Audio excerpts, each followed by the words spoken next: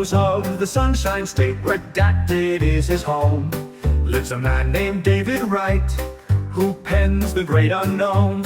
Diet Coke runs through his veins, a decoy wallet keeps him rich. Paranoia fuels his pen and creativity's his niche. In this episode of Write, Publish, Repeat, Sean shares his recent experience at Author Nation in the hellhole known as Las Vegas. He discusses the event's highlights, speaker insights, and the evolution of the indie publishing industry. And of course manages to stray off topic for some serious discussions about AI's impact on publishing, direct sales, and the importance of mystery boxes in storytelling. Write, publish, repeat, it echoes through the air. A chorus for creators, a call to those who dare. With cookies as his compass and a pen that won't retreat, he journeys through the pages. Write, publish, repeat.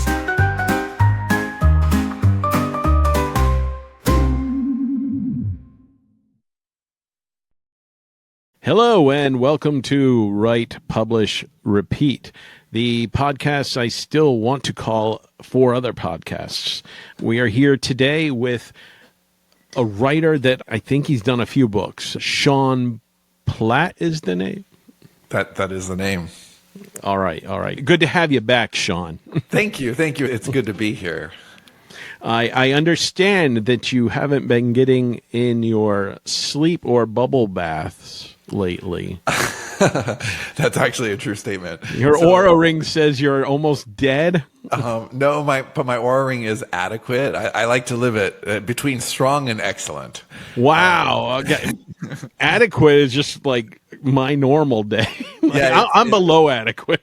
I forget what's below adequate, but it's Dave. like danger. Yeah, Dave. It's danger. Danger. It's so hard. You like climb up incrementally, and then a couple of bad days sleep, and you're just. Yeah, I traveled last week to Vegas, which is a hellhole. Vegas is a hellhole. You heard it here first.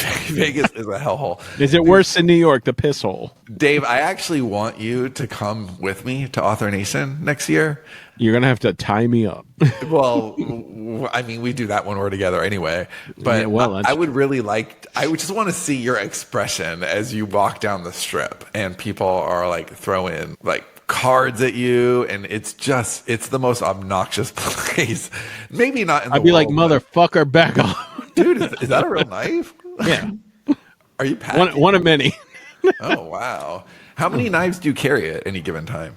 Oh, I got the knife I'll tell you about, then a couple of decoys I won't tell you about. You never know when you're going to need a knife. Have you ever in your life said, that's not a knife, this is a knife? No, I'm not that fucking cliche. Are you surprised that they have not yet remade Crocodile Dundee? I thought they did. They did? No, I thought, or maybe, I don't know, maybe it was a fever dream I had. It just seems like something they would have remade. He was naked and all oiled up in my remake. Oh, maybe that's something else. That might be. That's not a dick. So, yes, my sleep has been pretty terrible. I got a good night's sleep last night, and I'm rebounding, but really looking forward to the weekend. So you were in Vegas for Author Nation, which is a pretty big deal. How many people were there? Like, it was like a week long, right? Well, yes and no. So it was big. I think smaller than last year. This is my first year going to Vegas for the event, which is now kind of a new event.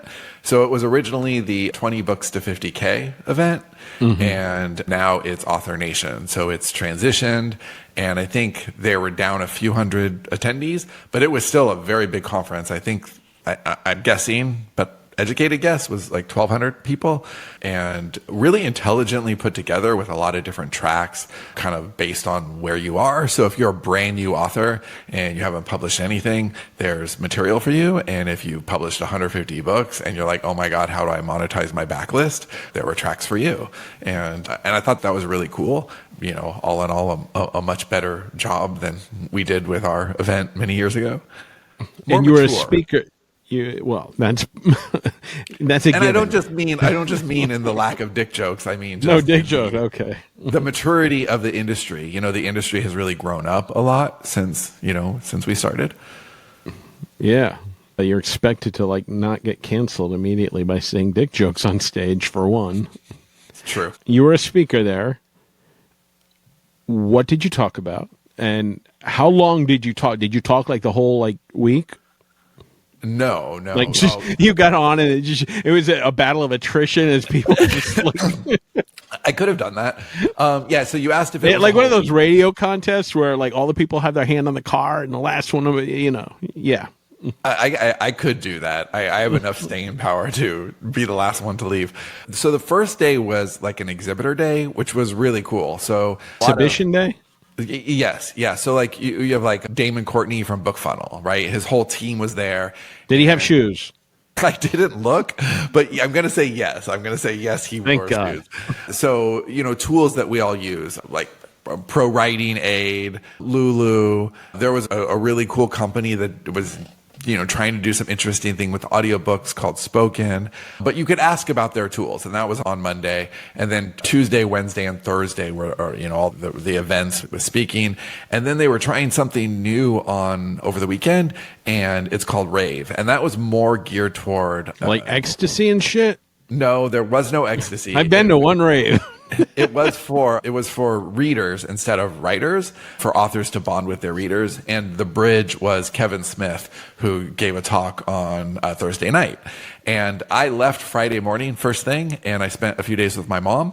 But when we get Johnny back on the show to talk about being an artist and author, which is what his talk at Author Nation was about, he stayed for Rave, and he had a successful time. He brought a bunch of books in. He had this big army bag filled with 50 pounds of books, and he set up a whole display and apparently had a great day on Friday selling books. So that'll be fun to talk about. My actual talk was about collaboration and just about, the last 15 years of collaborations, good collaborations, bad collaborations, great collaborations, how to be a great collaborator, and the multiplying effect of collaboration. Were there any jokes at my expense? Yes, there was. Good. I'm glad that I was there in some form. Yes, I was. It's harder to talk shit about you when you're not in the room. Just to be clear, like when you're here, you just look like an asshole. Yeah, right. When you're here, wow, I really want to work with that guy. Right. If I'm just like talking shit and you're not there to defend yourself, not cool. So they don't realize I don't mind. Yeah, the only one I welcome it. The only joke I think I did tell was the one that you already saw because it was in the deck. And I think you actually suggested it, where it's like, we have this person and this person and this person and Dave. Yes. Okay, so yeah. So the only joke I told you actually wrote. And did you have the image of me? I did, yeah. Oh, good. Did it get a laugh? Yes, it did. Okay, good. Then my job is done. Good job. I contributed. You're welcome, world. All right. So tell us about the speakers that were there. My favorite speaker, I'm going to say by far, Johnny. I love you, Johnny. You were great. Joanna was great. I'll talk about Joanna in a moment also. So you're saying this person was better than Johnny and Joanna, and they all suck in comparison. Okay, go ahead. Well, that's not exactly what I'm saying, but I am saying it's exactly what you're saying. One of the best speakers I've ever seen, actually. His name was Andrew Davis, and there were a lot of things that made it great. He was just a great speaker. Like, he's a professional speaker, and he brought a professionalism that, I mean, no disrespect to the author community at all, but that's just not the kind of speaker that you typically expect to see at an event like that. I mean, he is an author, but he's a speaker before he's an author. I think. I don't know much about him, but he brought so much poise. And so it was the quality of his talk, but it was also the subject matter. He talked about mystery boxes, and you know how much I love a good mystery box.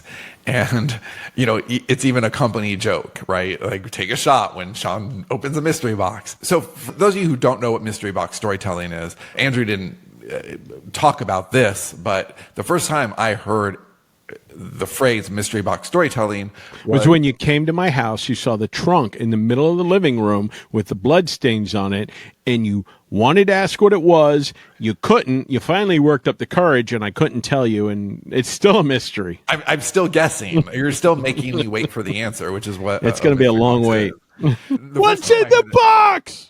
I think this was 2008. I'm going to say.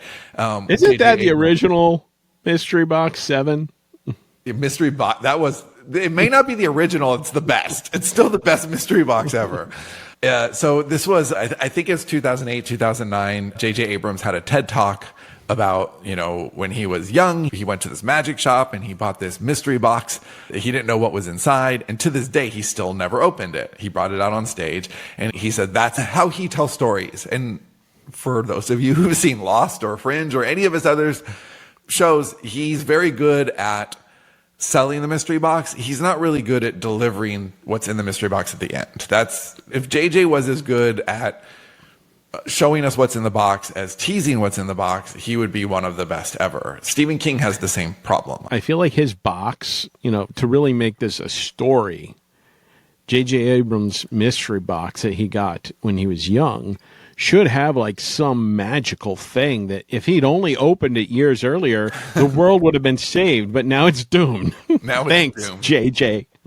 Yeah. So Andrew was talking all about how effective mystery boxes are for audience building and for audience retention. And it was just a great talk with a lot of really great examples. But he actually brought out a mystery box and kept us guessing on what was going to be in it for the entire talk. He kept coming back to it and teasing it. And he showed us. Was it Gwyneth Paltrow's head? It was not Gwyneth Paltrow's head. It was actually for a writer in the audience, and it had writer things like coffee and coffee mugs. And that's the lamest box ever. But he showed, how anticipation can be built and how curiosity is such a massive driver. And if you answer a reader or an audience member's curiosity prematurely, then you have a really good chance of losing them. But if you delay gratification, then you can really keep somebody on the edge of their seat. I think they call that edging. But perfect. But the problem is if you don't really deliver on it. And he did talk about the math, the chasm between how much hype you build and what you have to deliver. And it was just a really super talk. I really enjoyed his energy. I really enjoyed the message. And it reminded me, every email sequence that we've ever successfully written had good mystery boxes in it. Every single serial was built on mystery boxes. When we started Yesterday's Gone, that wasn't just a mystery box for our readers. That was a mystery box for me. And I'm passing you chapters that are full of mystery boxes that I don't even know what's inside of them, and you're doing the same to me. And so there was. And now we have to do fucking outlines and stuff. So yes. The fun is gone. It is harder. That is why I'm excited about the serialized thing that we've been talking about for that reason, because I do love mystery box storytelling, and it is a little more ready, fire, aim, which is naturally how I'm wired, even though, quality commercial fiction on a production schedule often requires outlines. Yeah, I love mystery and stories. I feel like every book I've ever loved, truly loved, every show I've ever loved, and movie to a smaller extent, because it's harder to have that in a movie and have it really resonate, with the exception of maybe Seven. But when there's mystery there, what's going on in this world, or what is this person's real intentions, when there's something you don't know and you're not going to know it for a while, I just love that feeling. I love the wondering and building up my own theories, and it's just the best thing. And I feel like, to what you were saying, when you tell that too early, I lose interest in the book, the movie, Dude, you the show. said that since we met. And I even asked you I repeat one time, myself a lot. I asked you one time why you didn't read more fiction, and that was the answer you gave me, is that there's not enough mystery to keep me involved. I don't have something that is compelling me forward because I'm not curious enough.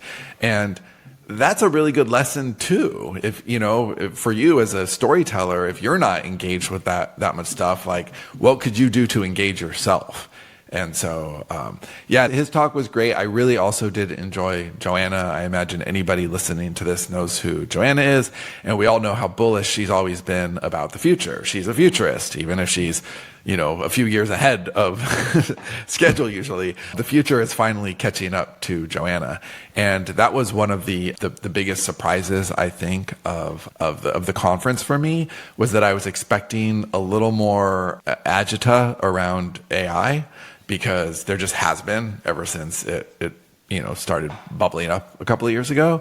But it seems like whether it's for editing or ideating or cover design or whatever, in some way, shape, or form, it's clear that this is a part of the creative, process at large going forward. And I really loved Joanna's take on it, because there are two camps here. There is the more artisan AI approach that Joanna is championing, and then there's another approach that's like, oh, we can make X number of books per day.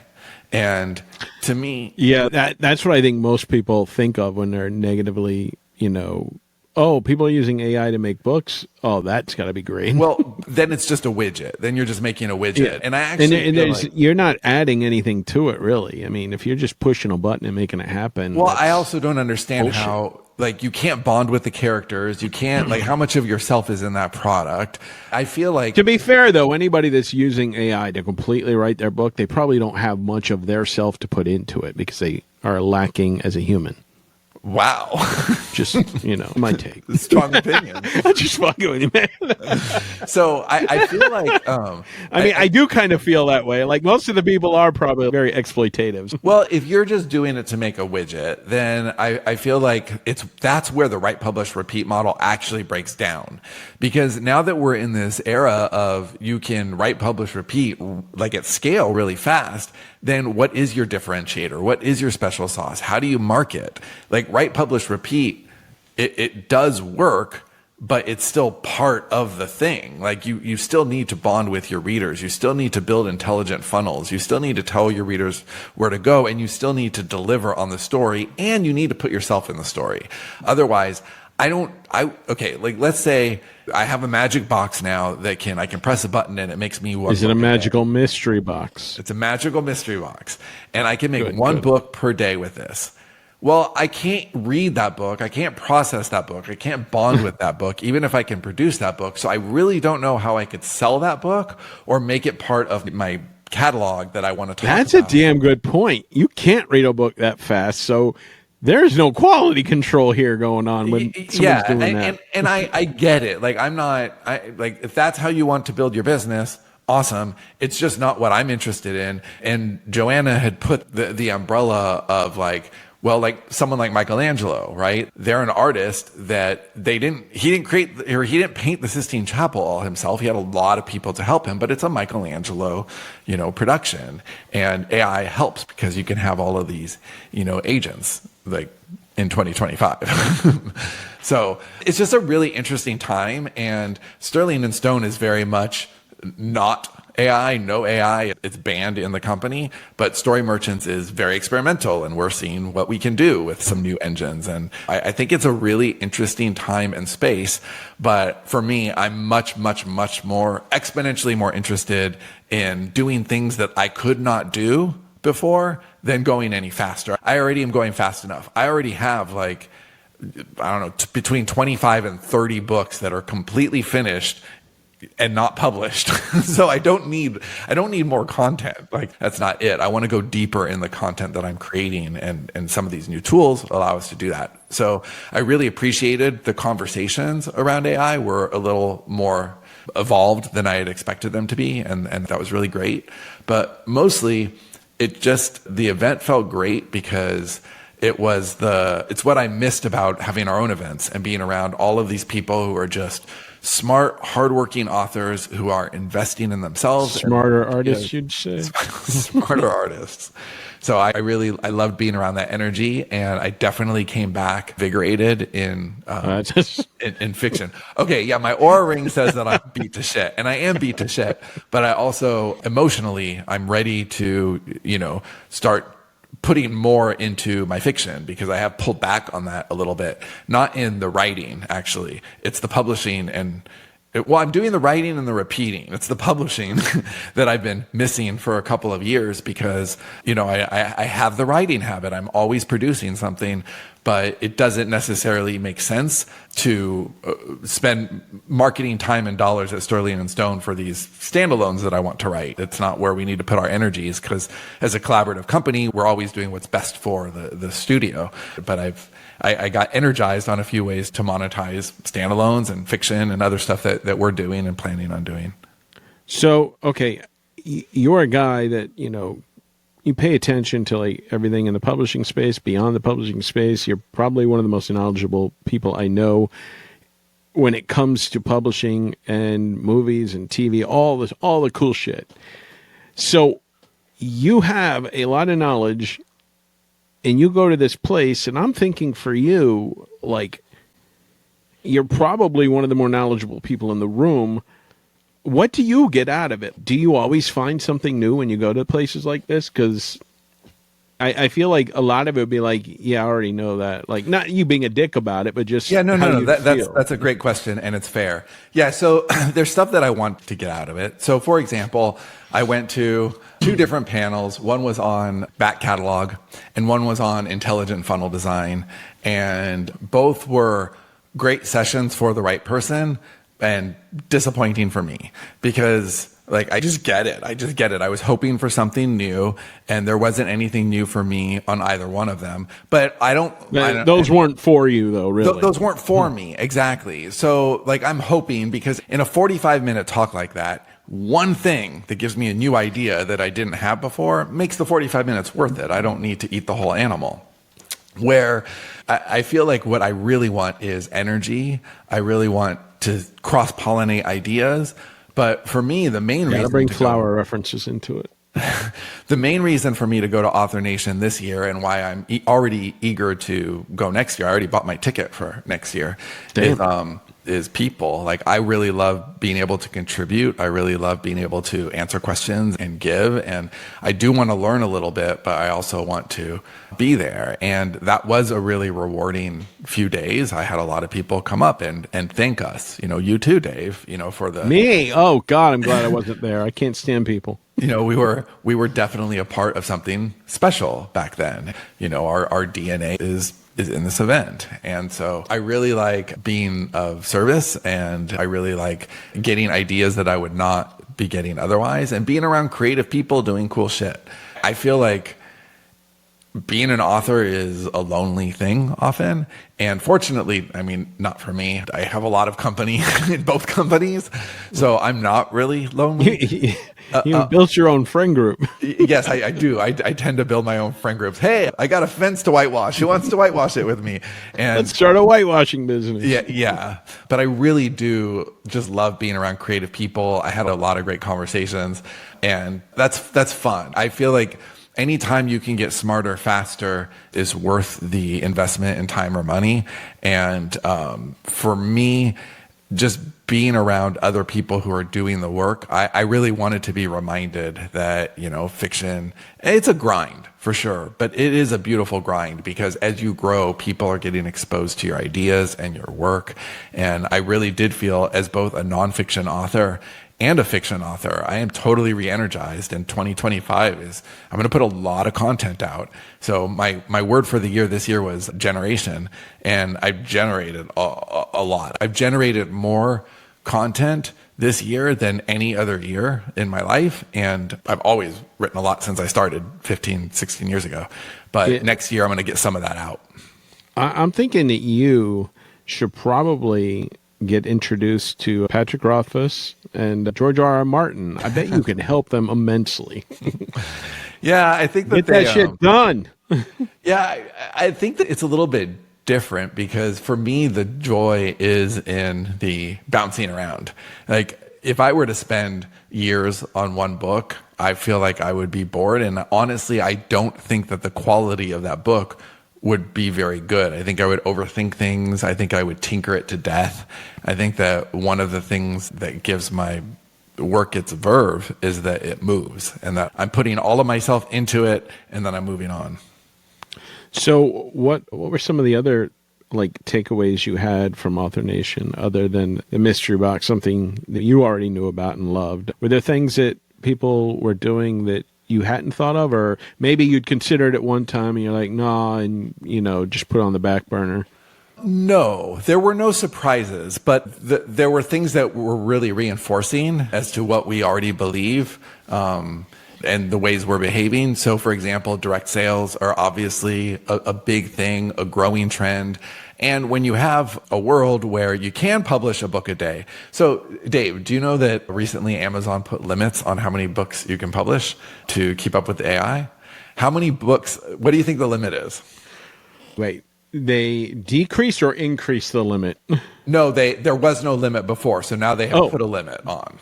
Oh, two per day? How many you can do per day? Yeah.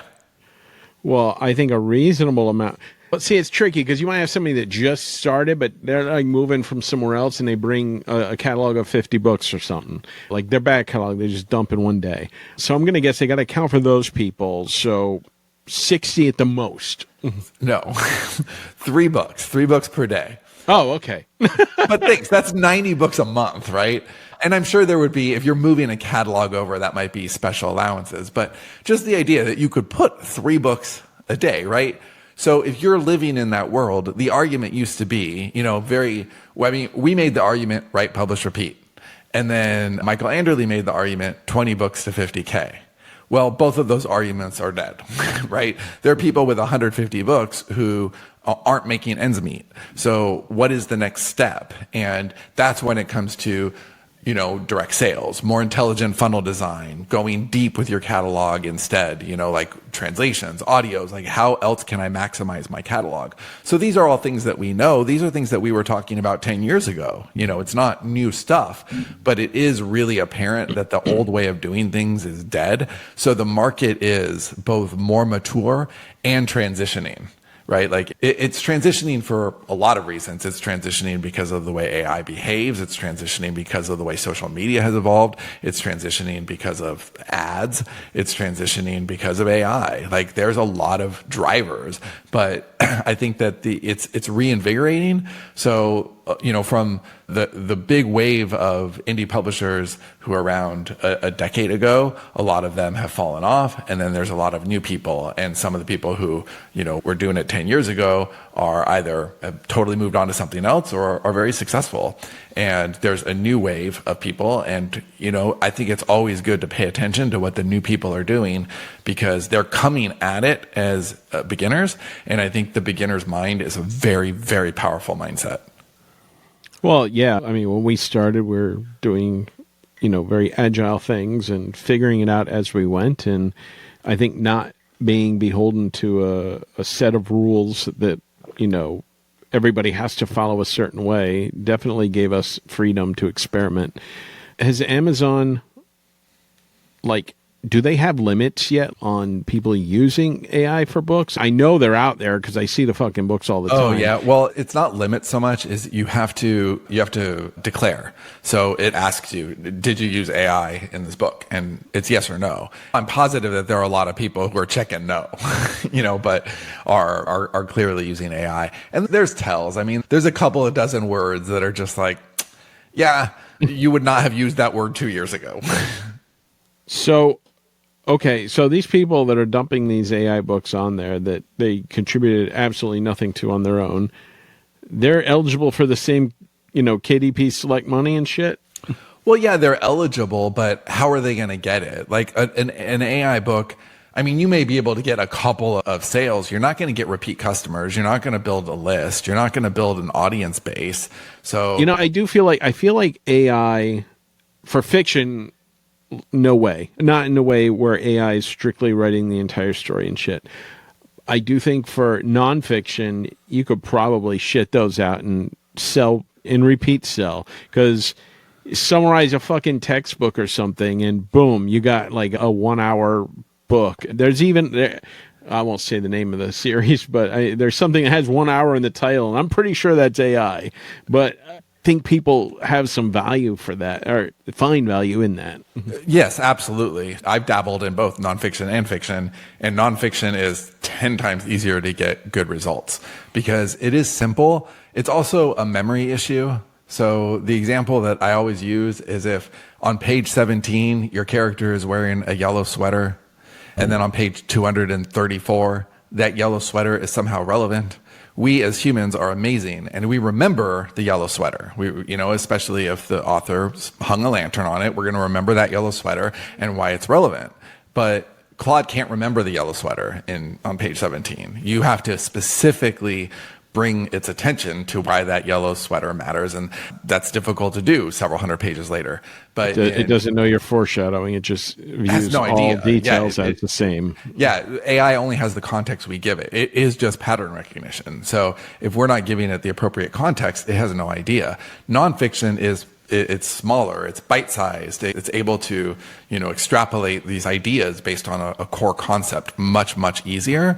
And you also don't need as much voice in nonfiction. And in fiction, when AI tries to give something voice, often it's grimace purple. It's just, it tries way too hard and it overwrites. And so for me, with generative prose, AI tends to be slower for the end result than what I get just naturally, because I write fast, I edit fast. You are an AI, I think. I've had 15 years of it. But I think that for things like world building, AI is wonderful. For things like science, that I used to be able to write science books because I had Johnny, and now I'm not writing anything right now. And so if I'm writing a science thing, AI is really good for helping me work that kind of stuff out. And so I just like it as a tool, but I think the mistake is when creative people outsource their thinking to AI. That's never a good idea. Outsource the things that you can't do. It's just like having a research assistant. Or Joel, I always used to wake up at early in the morning, and he woke up early too. So I'm up at 4:30. He's an hour ahead of me. It's 5:30. He's up. I need to know this gun or car fact. Yeah, yes, exactly. I would say, hey, yeah, that's what I've asked him. And his Slack would ding, and his wife would say, "Good morning, Sean." This was the thing. But I even if I want to, tag Joel and ask him a question, I do feel a little bit bad about it. I never, ever feel bad asking ChatGPT for, to answer my question. And that's what makes it, for me, creation is often about movement and momentum and keeping the ideas spinning and going forward. And if I have to wait, you're hard to collaborate with over the years, increasingly so, because it's almost like negotiating for an eclipse or something. When is your sleeping schedule going to line up with the calendar so we could take an hour to brainstorm? If I could push a button and make it happen, I would. I know, but that makes it hard. I know that whenever I have a question for my AI collaborator, it's going to be able to answer it. So I'm looking to create my own AI, just replicating my beautiful personality, and just give it to you as a gift. Here you go. There's your Dave. I would love that, actually. And I believe that we could make a Dave. I believe that by 1 year from today, we will have Skynet AI Dave. That's my goal. But yeah, I have found that working with AI, I know that there's a big worry that, there's going to be less jobs, there's going to be less need for creatives. And in my experience, I'm working with more people because of AI, not fewer. There's more projects, there's more opportunities because there's just more things going on. And so I feel like I understand the fear, absolutely. But I think one of the areas, because I come from a slightly different viewpoint in that I was an artist for a long time, comic artist, and I could definitely see that cutting into artists the money they can make, unless they're also utilizing AI or something, or I think they'll have to be more reliant on their networking, their branding, and that's not always. And even leaning into things like handcrafted and but that's not always our strong suit. A lot of artists and writers are introverted by nature, don't know marketing very well, so are embarrassed. It will be difficult. It's hard to ask for money. But I will say I was very opposed to the idea of AI very early on. Curious how it worked. I always have a curiosity on everything, and I wasn't ever going to use it for storytelling. But then I was writing a short story, I think it was, or maybe it was an outline. I don't remember what the story was, but I do remember I was trying to figure out, I do remember the story now, but I won't say it because I don't know where it went. But I was trying to figure out how an AI could trick another AI, and how a person would, fix it or hack their way out of it or whatever. And I'm studying all this tech shit, Googling and shit. I'm like, I'm being stupid. Why don't I just ask an AI what they would do? And it gave me a very fucking detailed answer that was well above and beyond the things I researched. And I looked into what it said, and it gave me correct information so far as I could tell from the research I did. And I was impressed by this, like, as a brainstorming tool, not to come up with ideas, because I have more than enough ideas than I will probably ever be able to write, but to fine-tune or solve a problem that I'm struggling with, especially in an area I don't know. Holy shit, that was amazing. Yeah, I don't AI for idea generation because, like, on my strength finders, that's number one, is I'm never going to lack for ideas.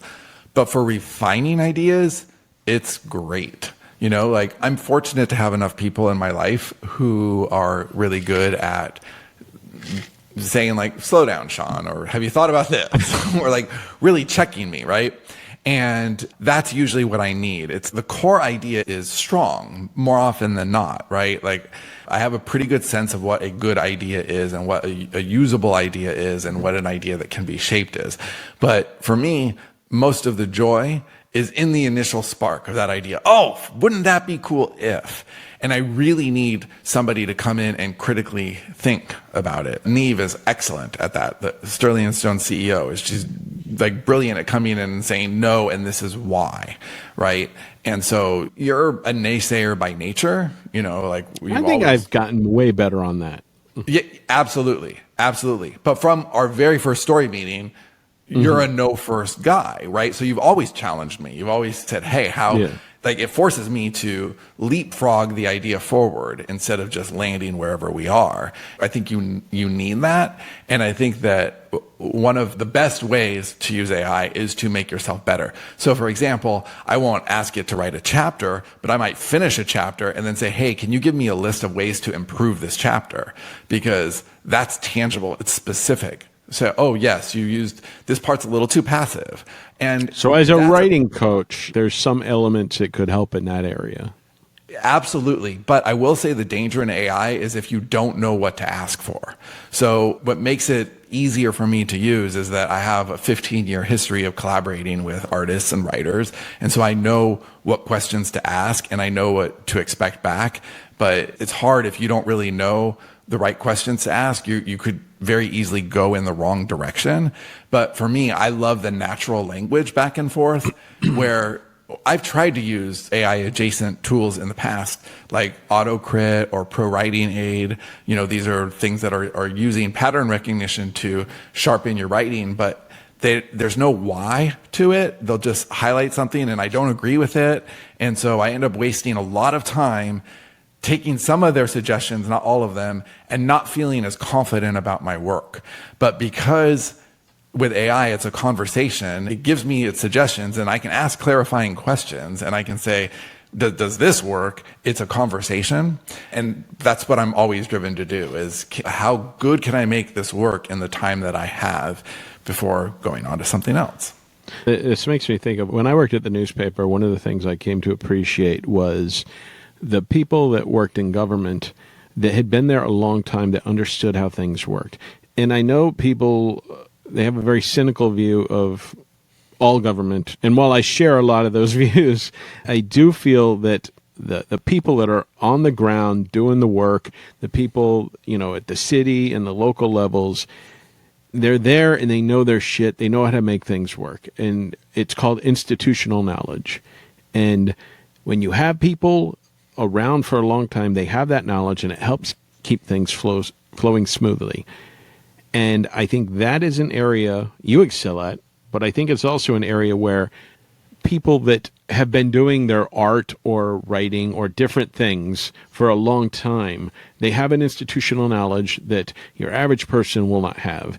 And they can leverage that with AI in some way to either help other people, like sort of be a middleman, like an artist especially, like I want this and this, but I wouldn't know how to say it. So you go to an artist and they know exactly what the fuck, because that's their thing. They know it. They speak the language. And I feel like that is an area where people can find a way to move forward and get better. And like you were just saying, a lot of people don't know what they're even to ask. So I think that's an area where there are some people that are going to be able to step up, find a way to add value and offer value and still make money and have a job and utilize AI in a way that isn't just stealing from them. Yeah, if you ask yourself the question, okay, so I think that most people, or maybe that's unfair, a lot of creatives that I've seen, spoken to personally or have observed by reading things online or watching, paying attention, right? Not just creatives, entrepreneurs, just people using AI in general. The question that they're approaching AI with is, how can I be faster instead of how can I be better? And if you really approach it as how can I be better, we had these conversations many years ago when the whole rapid release trend, came out, and we really felt like retreating from that because even though, yes, you can make the ending up. We were indirectly responsible for some of that, happening. But by the time, we just didn't want to play that game, and we started asking ourselves, instead of what is the most we can do, what is the best we can do? And I feel like I've lost my way if I'm ever approaching AI from a how can I get this done faster. Now, having said that, I appreciate how much faster I can do something. So for example, you and I over the last couple of months have built a lot of websites. I can do a dummy up in this app called Gamma, which is amazing because you could basically use natural language to describe what you want your website to look like, which, oh my God, that's magic for me because I'm a visual person, I'm a visual thinker, but I can't necessarily do the things that are in my head. And now I can have this magic robot who makes a very 1.0 thing, a wireframe that's in my head, and I can send it to Dave. And then he goes over and he uses his design eye to make it a 2.0. And then I can send it to Danny, who puts it on AuthorStack for us, which is like the best author website platform around. And so that is so easy to get to market. When Dave and I were working together 15 years ago, doing the same exact thing, okay, here's the wireframe, here's the 2.0 version, here it is with copy. And the copy and the design really, in a well done website that is optimized for conversion, the design and the copy really have to play well together. So we're talking about a month of iteration before we would get to something that was good enough to go out to market, which can now be done in a couple of days. Yeah, and then you're waiting for somebody else to get back to you or answer a question or whatever. And I designed websites for myself and with you years ago, and this has definitely taken a lot of pain out of that process. Yeah, I think we should have a dedicated AI episode at some point in the future. And I feel like we just did. I feel like I didn't mean for this to go down that rabbit hole, but it really was a big theme of Author Nation without it being a theme. There were a lot of conversations around it. There were a lot of talks around it, but it didn't have the saturation of fear that I expected the topic to have. And I found that a good sign for what's going forward. Because here's the thing. The genie is out of the bottle. There is no way that this is not an ubiquitous technology that is going to be in every tool that we use within the next few years. Getting to a space where we can feel comfortable enough with the reality to lean into our art instead of outside of it, I think is a good thing. No matter who you are, if you're using technology, you're going to be impacted by AI because AI is now standard in Windows operating system. It's standard in Apple's operating system. Unless you're going to go Linux, you're not going to be able to keep AI out of your life. It's going to be there in some form or fashion for good and for bad. And I think we got to figure out the best way to utilize it. But anyway, yeah, we took up a lot of time talking about AI. I didn't mean to. Is there anything else that you wanted to talk about on Author Nation that, we didn't get to? No, I'll just sum up by saying it was a really optimistic experience, and I didn't really know what to expect going into it. I felt excited to go and dip my toe back into the community because I've been quiet for a long time, and I'm really glad that we made the decision earlier in the year that I was going to go, and then I'm really glad that we hustled up and got Write, Publish, Repeat, online and the podcast going before, because without Author Nation, this wouldn't have happened. We wouldn't have started this show when we did. We might have done it at some point next year. But I really love how it all unfolded. And I love the community vibe. I love, again, I didn't go until this year, so I don't have I don't have any insight into the reboot from all the scuttlebutt that I heard, it was a really good move, and it feels like it feels like something new. And again, I'm already excited to go next year again. I agree with the community thing. Infamously, I hate traveling. I don't mind being at the events. I like them, actually, and I like being there. As long as I can decompress afterwards and get my alone time, I'm good to go. And I would love to just be able to go to an event and not have to worry about all the travel and all the bullshit that goes with it. But yeah, I definitely see value there. Well, I'm going to drag you there next year. How's that sound? Yeah, throw me in a mystery. That could be a big mystery box. You just drag this giant-ass trunk onto the stage. A mystery cargo container. Okay, so here we go. You drag this out onto the stage, you leave it there, you sit on it even, and you're just talking, and after a while you forget about it until someone brings it up, and you're like, oh yeah, mystery box, yeah, okay, hold on, I'm going to open it up. But you forgot to put fucking air holes in it, so when you open it up, I'm fucking dead. So thank you. You're welcome. There, I knew that punchline was coming.